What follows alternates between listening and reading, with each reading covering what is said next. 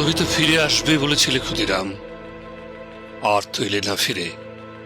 তুমি তো বলেছিলে 10 মাস 10 দিন পরে তুমি মাসির ঘরে জন্ম নেবে। তোমার মতো বোকা ক্ষুদিরাম আজ দেশের বড় দরকার। দেশের জন্য তুই মরতে পারিস? প্রশ্নের উত্তরে যে বুক চিতিয়ে হাসি মুখে বলবে পারি বই কি। তুমি তো ফাঁসি কাস্টে ওঠার আগে দেশের ছেলেদের বোবা বাঁধতে শিখিয়ে দিতে চেয়েছিলে। মানুষের মনে আজ বড় চেতনার অভাব। সে আজ ভীরু স্বার্থপর। তাদের মনে সেই চেতনার বোমা ভাটার আজ বড় দরকার।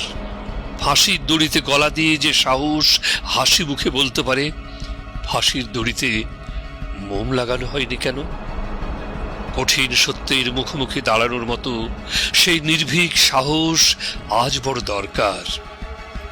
আজ সেই ভীরু কাপুরুষ স্বার্থপর মানুষের মনে সেই ভয় শূন্য বোমা ফেটে জ্বলে উঠুক নির্ভীকতার আগুন, জ্বলে উঠুক সত্যের আগুন।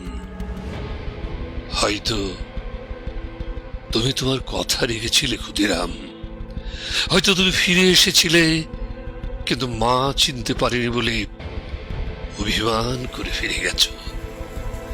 মায়ের পরে তোমার বড় অভিমান, তাই তুমি মাসির ঘরে ফিরতে চেয়েছিলে। হয়তো যদি ফিরে এসো, ফিরে যদি এসে থাকো, তাহলে আরো একবার ফিরে এসো।